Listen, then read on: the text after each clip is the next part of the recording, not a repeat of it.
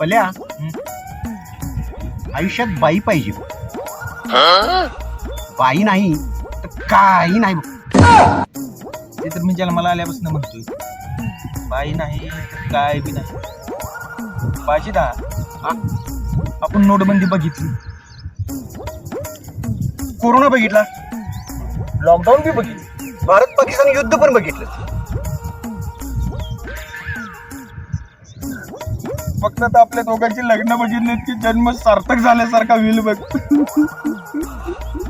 रांडच्या गावात बोंबालते म्हणून मारणाला बसा आलोय आणि हिथं विचले का तुझं हेच जाऊ